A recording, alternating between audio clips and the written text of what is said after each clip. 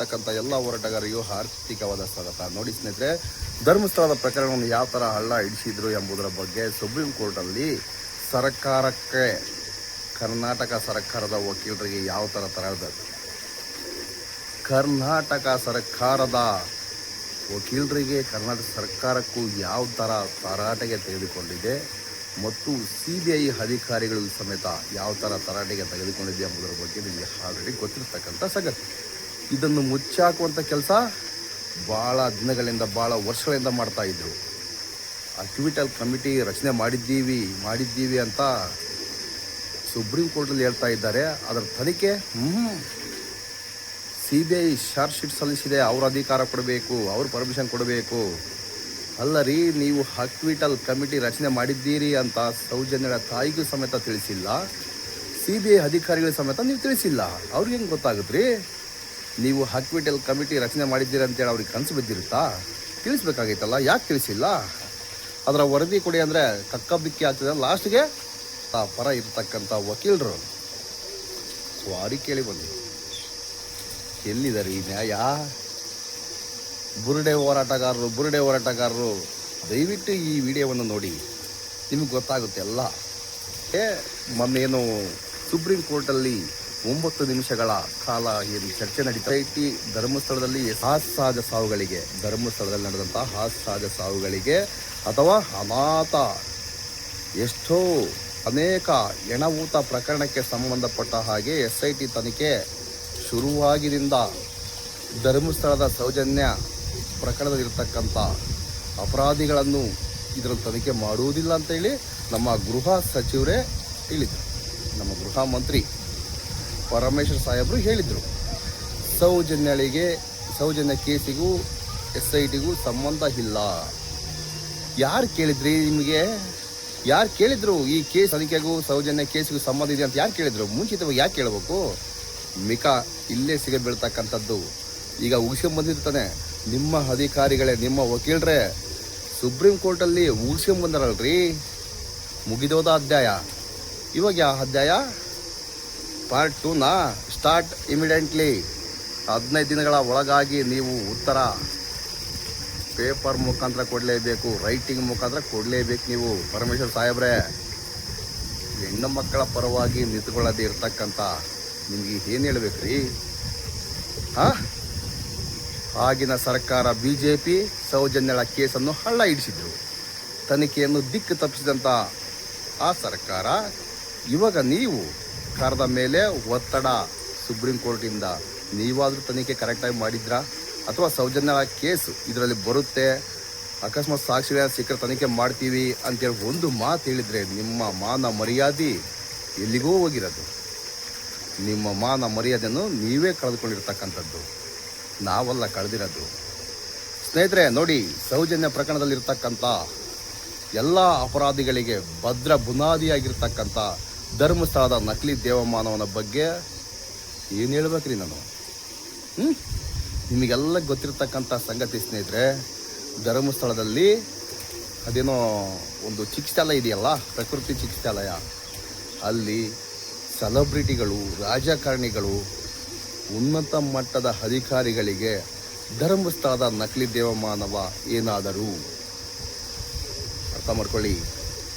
ಪ್ರಕೃತಿ ಚಿಕಿತ್ಸಾಲಯದಲ್ಲಿ ಯಾವ ಥರ ಮಸಾಜ್ ಮಾಡಿಸ್ಕೊಂಡಿದ್ರು, ಎಲ್ಲೆಲ್ಲಿ ಮಸಾಜ್ ಮಾಡಿಸ್ಕೊಂಡಿದ್ರು, ಇದ್ರ ಬಗ್ಗೆ ಎಲ್ಲ ಎಸ್ಟೀಮ್ ಫೈಲ್ಸ್ ಏನು ಇಟ್ಕೊಂಡಿದ್ದಲ್ಲ, ಎಸ್ಟೀಮ್ ಫೈಲ್ಸಲ್ಲಿ ಇಂತಿಂತರಿಗೆ ಹೀಗೆ ಅದೆಲ್ಲ ರೆಕಾರ್ಡ್ಸ್ ಇದೆ ನಮ್ಮ ಹತ್ರ, ಮೇಲ್ ಮುಖಾಂತರ ಇದೆ, ವಿಡಿಯೋ ಮುಖಾಂತರ ಇದೆ ಅಂತೇಳಿ ಎಸ್ಟೀಮ್ ಫೈಲ್ಸ್ ಥರನೇ ಧರ್ಮಸ್ಥಳದ ನಕಲಿ ದೇವಮಾನವ ಏನಾದರೂ ಉನ್ನತ ಮಟ್ಟದ ಅಧಿಕಾರಿಗಳ ಮೇಲೆ, ಉನ್ನತ ಮಟ್ಟದ ಅಧಿಕಾರಿಗಳ, ರಾಜಕಾರಣಿಗಳ ಅಥವಾ ಬೇರೆಯವರ ಸೆಲೆಬ್ರಿಟಿಗಳ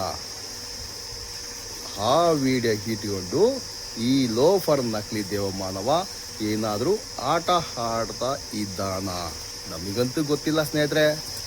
ಇದೆಲ್ಲ ಇರೋ ತಟ್ಟಿಗೆ ಸೌಜನ್ಯಳ ಕೇಸನ್ನು ಹಳ್ಳ ಹಿಡಿಸುವಂಥ ವ್ಯವಸ್ಥೆ ಮಾಡಿರ್ತಕ್ಕಂಥದ್ದು ಮೇಲ್ನೋಟಕ್ಕೆ ಕಾಣ್ತಾ ಇದೆ. ಅರ್ಥ ಆಯ್ತು ಅಂದ್ಕೊಂಡಿದ್ದೀನಿ ನಿಮಗೆಲ್ಲ.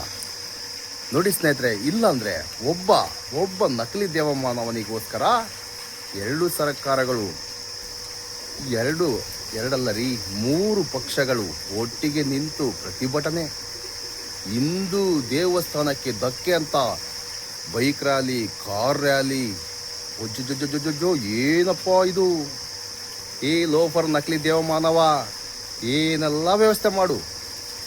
ಆದರೆ ನಿನಗೆ ಖಂಡಿತವಾಗಿಯೂ ಸುಪ್ರೀಂ ಕೋರ್ಟ್ ಮುಖಾಂತರ ನಿನಗೆ ಬರುತ್ತೆ ಬೆಂಕಿ. ಈಗಾಗಲೇ ನಿಮಗೆ ಸೋಮನಾಥ್ ನಾಯಕ್ ಅವರು 2-3 ನೋಟಿಸ್ ಕೊಟ್ಟು ಬೆಂಕಿ ಹಚ್ಚಿದ್ದಾನೆ ನಿಮ್ಮ ಬುಡಕ್ಕೆ. ನೀವೇ ಹಚ್ಕೊಂಡಿರ್ತಕ್ಕಂಥದ್ದು. ಏನು ಹೇಳಿ? ಇಲ್ಲ ಸಲ್ಲದ ಸುಳ್ಳು ದಾಖಲಾತಿಗಳನ್ನು ಕೊಟ್ಟು ಸರ್ಕಾರಕ್ಕೆ ಮಂಗ ಮಾಡಿರ್ತಕ್ಕಂಥದ್ದು. ದಲಿತ ಭೂಮಿಯನ್ನು ಕಿತ್ತುಕೊಂಡಿರ್ತಕ್ಕಂಥ ರಾಕ್ಷಸ ಭಾಕ್ಷಕ ಅನ್ನಬೇಕು ನಿನ್ನ.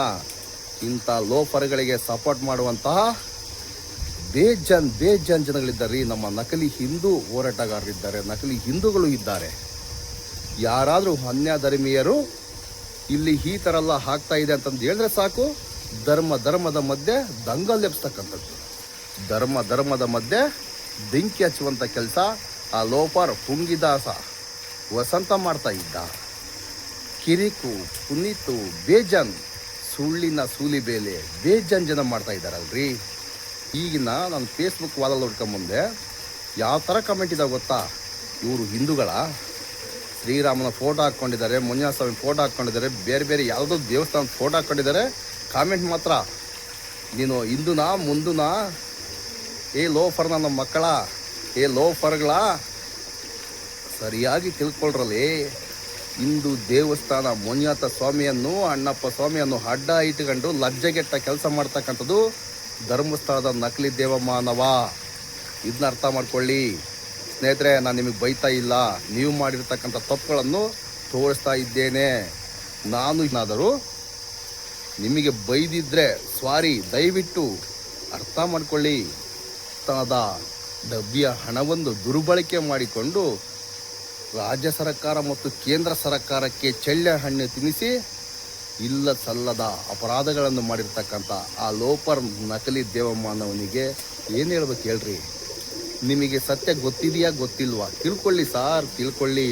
ನಾನು ಯಾವುದೇ ಒಂದು ವಿಡಿಯೋ ನೋಡಿ ಬಂದಿಲ್ಲ, ರೆಕಾರ್ಡ್ಸ್ ನೋಡಿ ಬಂದಿರತಕ್ಕಂಥದ್ದು. ಯಾವುದೇ ಒಂದು ದೇವಸ್ಥಾನದ ಆವರಣದಲ್ಲಿ ಇಷ್ಟೊಂದು ಕೊಲೆಗಳಾಗಿಲ್ಲ ಸ್ವಾಮಿ, ಆಗಿಲ್ಲ. ಧರ್ಮಸ್ಥಳದಲ್ಲಿ ಅದು ಚಿಕ್ಕ ಊರು, ಚಿಕ್ಕ ಸ್ಥಳ, ಚೊಕ್ಕವಾಗಿರಬೇಕಾಗಿತ್ತಲ್ಲ. ಯಾಕೆ ಇಷ್ಟೆಲ್ಲ ಅನಾಹುತಗಳು? ಉಗ್ರಪ್ಪನ ವರದಿ ನೋಡಿ, 2016-17 ಬಂದಿರತಕ್ಕಂಥ ವರದಿ. ಬುರುಡೆ ಗ್ಯಾಂಗ್ ಅಂತಿರಲ್ಲ, ಬುರುಡೆ ಗ್ಯಾಂಗಿನ ಸದಸ್ಯ, ಬುರುಡೆ ಗ್ಯಾಂಗಿನ ಮತ್ತೊಬ್ಬ ಸದಸ್ಯ ಬಂದಿದ್ದಾನೆ. ಏನು ಹೇಳ್ತೀರಿ ನೀವು? ಆ ಬುರುಡೆಗೆ ನ್ಯಾಯ ಬೇಡವಾ ಹೇಳಿ? ಸೌಜನ್ಯಗಳನ್ನು ಸಾಯಿಸಿ ಅತ್ಯಾಚಾರ ಮಾಡಿ ಜನನಾಂಗದಲ್ಲಿ 6 ಇಂಚು ಮಣ್ಣು ತುರುಕಿದಾಗ ಅವಮ್ಮ ಎಷ್ಟು ಕಷ್ಟಪಟ್ಟಿರ್ಬೋದು, ಎಷ್ಟು ನೋವು ಪಟ್ಟಿರ್ಬೋದು. ಅರ್ಥ ಮಾಡ್ಕೊಳ್ಳಿ ಸ್ನೇಹಿತರೆ, ಅರ್ಥ ಮಾಡ್ಕೊಳ್ಳಿ. ಧರ್ಮಸ್ಥಳದ ಸೌಜನ್ಯ ಪ್ರಕರಣದಲ್ಲಿರ್ತಕ್ಕಂಥ ಎಲ್ಲ ಅಪರಾಧಿಗಳಿಗೆ ಶಿಕ್ಷೆ ಆಗೋದು ಬೇಡವಾ? ಈಗ ಇನ್ನು 14-15 ದಿನಗಳ ಒಳಗಾಗಿ ನಮ್ಮ ಸರ್ಕಾರದ ನಿಲುವನ್ನು ಸುಪ್ರೀಂ ಕೋರ್ಟಿಗೆ ತಿಳಿಸಲೇಬೇಕು. ಇಲ್ಲಂದರೆ ಏನಾಗುತ್ತೋ ಗೊತ್ತಿಲ್ಲ ನಮಗಂತೂ. ಉಗ್ರ ಹೋರಾಟ ಆಗೋದಂತೂ ಸತ್ಯ. ಸುಪ್ರೀಂ ಕೋರ್ಟಿಗೆ ಮನವರಿಕೆ ಆಗಿರ್ತಕ್ಕಂಥದ್ರಿ. ಈ ಲೋಫರ್ಗಳಿಗೆ ಯಾಕೆ ಅರ್ಥ ಆಗ್ತಾ ಇಲ್ಲ? ಈ ಲೋಫರ್ ಅಧಿಕಾರಿಗಳಿಗೆ ಯಾಕೆ ಅರ್ಥ ಆಗ್ತಾ ಇಲ್ಲ? ಲೋಫರ್ಸ್ ಅನ್ಬೇಕ್ರಿ ಅವ್ರಿಗೆ. ಲೋಫರ್ ಅಂದರೆ ಮೂರ್ಖ. ಈ ಮೂರ್ಖ ಅಧಿಕಾರಿಗಳಿಗೆ ಯಾಕೆ ಅರ್ಥ ಆಗ್ತಾ ಇಲ್ಲ? ಸೌಜನ್ಯ ಪ್ರಕರಣವನ್ನು ದಿಕ್ಕು ತಪ್ಪಿಸುವಂಥ ಕೆಲಸ ಮಾಡಿರ್ತಕ್ಕಂಥ ಲೋಫರ್ ಅಧಿಕಾರಿಗಳ ಮೇಲೆ ಏಕೆ ನೀವು ಮಾತನಾಡುವುದೇ ಇಲ್ಲ? ನಮ್ಮ ಬಗ್ಗೆ ಬುರುಡೆ ಗ್ಯಾಂಗ್ ಅಂತಿರಲ್ಲ, ಅವ್ರ ಬಗ್ಗೆ ಮಾತನಾಡಿ. ನಿಮಗೆ ದಮ್ಮು ತಾಕತ್ತಿದ್ರೆ ಅದನ್ನು ಬಿಟ್ಟು ಬಂದು ನೀವು ಏನೇನೋ ಪುಂಗ್ತಾ ಇದ್ದೀರಲ್ಲ. ನಿಮ್ಮಂಥವ್ರಿಗೆ ಏನು ಹೇಳ್ಬೇಕ್ರಿ ನಾವು? ನಾನು ಸಾಮಾನ್ಯ ಡ್ರೈವರ್, ನನಗಿರ್ತಕ್ಕಂಥ ಕಾಳಜಿ ನಿಮಗಿಲ್ವಾ? ನೀವು ಹಿಂದೂಗಳಲ್ವಾ? ನಾನು ಇದನ್ನ ಪ್ರೇರೇಪಣೆಗೋಸ್ಕರ ಹೇಳ್ತಾ ಇಲ್ಲ ರೀ, ನಿಮ್ಮನ್ನು ಎತ್ತಿಗಡ್ಬೇಕಂತ ಹೇಳ್ತಾ ಇಲ್ಲ. ಸತ್ಯಗಳನ್ನು ತೋರಿಸಿ ಅಲ್ಲಿ ಯಾರಿಗೆ ಅನ್ಯಾಯ ಆಗಿರಲಿ ಅವ್ರಿಗೆ ನ್ಯಾಯ ಕೊಡಿಸುವಂಥ ಕೆಲಸ ಮಾಡಿ, ಅದನ್ನು ಕೇಳ್ತಾ ಇರೋದು. ನೀನು ಹಾಗೆ, ನೀನು ಹೀಗೆ, ನೀನು ಅಂಥವನು ಇಂಥವನು ಈ ಥರ ಮಾತನಾಡುವ ಬದಲು ನಿಮ್ಮ ಕೈಲಾದಷ್ಟು ಹೆಲ್ಪ್ ಮಾಡಿ, ಧ್ವನಿ ಎತ್ತಿ. ಈ ಥರ ಮಾಡೋದನ್ನು ಧೈರ್ಯ ನಿಮಗಿದ್ರೆ ಮಾಡಿ, ಇಲ್ಲಾಂದರೆ ನೆಮ್ಮದಿಗನ್ನ ಇರಿ. ಮಾಡೋರಿಗನ್ನ ಅವಕಾಶ ಮಾಡಿಕೊಡಿ. ನಿಮಗಂತೂ ಮೀಟ್ರ್ ಇಲ್ಲ. ಧರ್ಮಸ್ಥಳದ ನಕಲಿ ದೇವಮಾನವನ ವಿರುದ್ಧವಾಗಿ ನಿಂತುಕೊಳ್ಳುವಂಥ ಮೀಟ್ರ್ ಮೊದಲೇ ಇಲ್ಲ ನಮಗೆ. ನೋಡಿ ಸ್ನೇಹಿತರೆ, ನಮಗೆ ಧರ್ಮಸ್ಥಳದ ನಕಲಿ ದೇವಮಾನವಾಗಿರಲಿ, ಅವನಪ್ಪ ಆಗಿರಲಿ, ಇನ್ನೊಬ್ಬನಾಗಿರಲಿ, ಕ್ವಶನ್ ಕೇಳ್ತೀವಿ. ತಪ್ಪು ಮಾಡಿದ ನನಗೆ ಶಿಕ್ಷೆ ಆಗಬೇಕು. ನಾನು ತಪ್ಪು ಮಾಡಿದ್ರೆ ನನಗೂ ಶಿಕ್ಷೆ ಆಗಬೇಕು. ನಾವೇನಾದರೂ ರೇಪ್ ಮಾಡಿದಾರ ಸೌಜನ್ಯ ಹೋರಾಟಗಾರರು? ಅತ್ಯಾಚಾರ ಮಾಡಿದಾರ? ಕೊಲೆ ಮಾಡಿದಾರ? ಸುಲಿಗೆ ಮಾಡಿದಾರ? ತೋರಿಸಿ ಅವರನ್ನು ಸಮೇತ ಜೈಲಿಗೆ ಅಟ್ಟುವಂಥ ಕೆಲಸ ಮಾಡಿ. ನಾವು ಬ್ಯಾಡ್ ಅಂತ ಹೇಳ್ತಾ ಇಲ್ಲ, ಯಾವುದಕ್ಕೂ ನಾವು ಬ್ಯಾಡ್ ಅಂತ ಹೇಳ್ತಾ ಇಲ್ಲ. ಸತ್ತಿರ್ತಕ್ಕಂಥ ಹಿಂದೂಗಳಿಗೆ, ಹಿಂದೂ ಹೆಣ್ಣು ಮಕ್ಕಳಿಗೆ, ಗಂಡು ಮಕ್ಕಳಿಗೆ ನ್ಯಾಯ ಕೇಳಿದ್ರೆ ಅಲ್ಲಿನ ಅಧಿಕಾರಿಗಳು, ಎಸಿಗಳು ಮಹೇಶಣ್ಣನ ಗಡೀಪಾರು ಮಾಡಬೇಕು. ಏನ್ರಿ ಇಂದು ಮುಂದೆ ಯೋಚನೆ ಮಾಡಿ, ರೆಕಾರ್ಡ್ಸ್ ನೋಡಿ. ಇಲ್ಲ ಸಲ್ಲದ ಕೇಸುಗಳು, ಸುಳ್ಳು ಕೇಸು ಒಡೆದೋಗಿರ್ತಕ್ಕಂಥ ಕೇಸುಗಳನ್ನು ಇಟ್ಟುಕೊಂಡು ನೀವು ಗಡೀಪಾರು ಮಾಡ್ತಿರಲ್ಲ. ನಿಮ್ಮ ಬುರುಡೆಯಲ್ಲಿ ಬುದ್ಧಿದೆಯಾ? ನಾವಂತೂ ಬುರುಡೆ ಗ್ಯಾಂಗ್ನವರು. ನಿಮಗೆ ಬುರುಡೆಯಲ್ಲಿ ಬುದ್ಧಿದೆಯಾ? ಏನು ಲದ್ದಿ ತುಂಬಿಕೊಂಡಿದ್ದೀರಾ? ಅಥವಾ ಧರ್ಮಸ್ಥಳದ ಕಾಮಂದ ಹೇಳಿದಂಗೆ ನೀವು ಮಾಡ್ತಕ್ಕಂಥದ್ದಲ್ಲ. ಹಾಗೇ ನಮಗೆ ಕಾಣ್ತಾ ಇದೆ, ಧರ್ಮಸ್ಥಳದ ಕಾಮಂದ ಹೇಗೆ ಹೇಳ್ತದ ಹಾಗೆ ನೀವು ಮಾಡ್ತಾ ಇದ್ದೀರಾ? ಅಥವಾ ಸರ್ಕಾರ ಏನಾದರೂ ನಿಮಗೆ ಹೇಳಿದೆಯಾ? ಹೇಗಾದರೂ ಮಾಡಿ ಈ ವ್ಯಕ್ತಿಯನ್ನು ಗಡೀಪಾರು ಮಾಡಿಬಿಡಿ. ಧರ್ಮಸ್ಥಳದ ಸೌಜನ್ಯ ಕೇಸನ್ನು ಹಳ್ಳ ಹಿಡಿಸುವುದಕ್ಕೆ ಸೂಕ್ತ ಸಮಯ ಬಂದಿದೆ ಅಂದ್ಕೊಂಡಿದ್ದೀರಾ? ನೆವರ್, ಸಾಧ್ಯವೇ ಇಲ್ಲ. ನಮ್ಮ ದೇಶದಲ್ಲಿ, ನಮ್ಮ ರಾಜ್ಯದಲ್ಲಿ ಲಕ್ಷಾಂತರ ಮಹೇಶ್ ಅಣ್ಣನವರು, ಲಕ್ಷಾಂತರ ಮಂದಿ ಮಹೇಶ್ ಅಣ್ಣನ ಹಾಗೆ ಹುಟ್ಟಿಕೊಂಡಿದ್ದಾರೆ. ನೀವು ಏನು ಬೇಕಾದ್ರೂ ಅಂದ್ಕೊಳ್ಳಿ, ನ್ಯಾಯದ ಪರ ನಿಂತುಕೊಂಡಿದ್ದಾರೆ. ಇವ್ರನ್ನೆಲ್ಲ ಗಡೀಪಾರು ಮಾಡುವಂಥ ತಾಕತ್ತು ನಿಮಗಿಲ್ಲ. ಗಿರೀಶ್ ಮುಟ್ಟಾಳ್ ಮಟ್ಟಣ್ಣ ಹಾಗೆ ಹೀಗೆ ಈ ಲೋಫರ್ಗಳ ನೀವು ಮುಟ್ಟಾಳ್ರು. ನಿಮ್ಮ ಮನೇಲಿ ಇರ್ತಕ್ಕಂಥವ್ರು ಮುಟ್ಟಾಳ್ರು. ನಿಮ್ಮ ಮನೆಯಲ್ಲಿರ್ತಕ್ಕಂಥ ಯಾವುದೇ ಒಬ್ಬ ವ್ಯಕ್ತಿ ಅಥವಾ ನಿಮ್ಮ ಫ್ರೆಂಡ್ಸು ಯಾರೋ ಒಬ್ಬರು ಸತ್ತಿರ್ತಕ್ಕಂಥದಕ್ಕೆ ನ್ಯಾಯ ಕೇಳೋದಕ್ಕೆ ಹೋಗಿರ್ತಕ್ಕಂಥ ವ್ಯಕ್ತಿನ ಮುಟ್ಟಾಳ, ಮೂರ್ಖ, ಏನು ಬೇಕಾದ್ರೂ ಮಾತಾಡ್ತಿರಲ್ಲ. ನಿಮ್ಮ ಬಾಯಿಗೆ ಹುಳ ಬೀಳ.